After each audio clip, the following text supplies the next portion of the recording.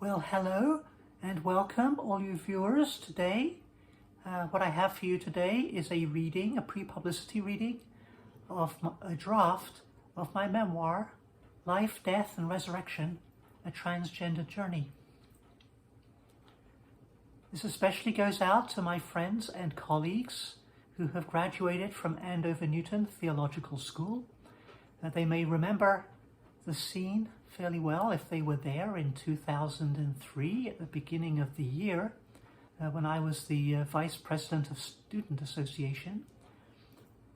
The setting of this reading is Easter 2016 when I have just led an Easter sunrise service, and we're just packing away and people are arriving for the regular service.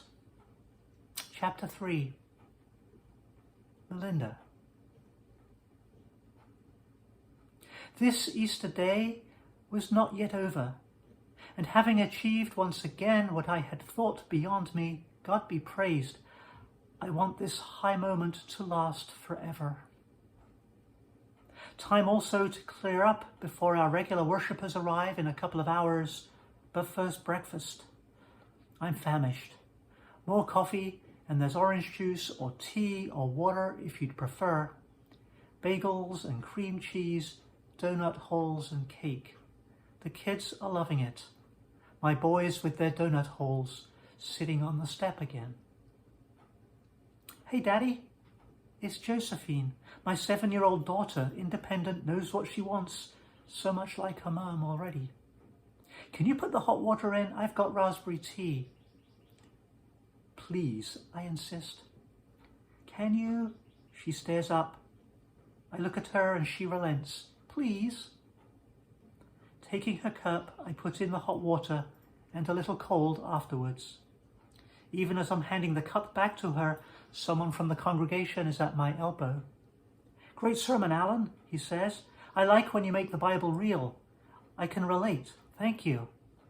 And he's already moving on with his coffee. Oh, you're welcome. I'm glad you enjoyed it. Did I really say that? I look across and there's my wife Melinda running to her next task. Easter is busy, even at a Unitarian Universalist church. And I think back to another time over 12 years ago when we first met, love at first sight, across a crowded quad, or maybe the cafeteria door. I was vice president in student government, several years into graduate study and seminary, working full-time with classes part-time, cramming a 4-year program into 6, as we like to say at Andover Newton Theological School. Recently separated from my first wife, I lived in student accommodation on campus, my whole life packed into a single room, plus some basement storage. She was an incoming student. I had noticed her earlier from my window with the other 20-something-year-old freshman being shown around campus. Otherwise, I don't recall especially seeing her that late summer afternoon on the quad as we were all assembled to introduce ourselves, the student government officers, followed by the various student interest groups and clubs. When we came to the ladder, each of the officers took a turn with the next group on our list. The postcard comes to me. I look down. Evangelical Student Association, I announce, scanning the crowd. Anyone here from the Evangelical Student Association? Some arm waving and hollering from the corner.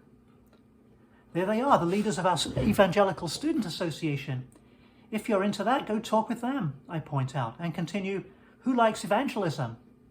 More hooting and hollering from all around the quad now. I raise my arm. Me too. I love good news. And the postcard passes on to the next officer. Later, we break for dinner at the school cafeteria. I'm holding the door for some students going in when there she is, smiling at me. Thank you for your presentation. I'm Melinda Desiree, she says. offering her hand. I'm Alan, you're welcome, I reply. We shake hands. I just couldn't stop laughing, she adds. And awkwardly, the only words I can think to say are, I'm glad you enjoyed it.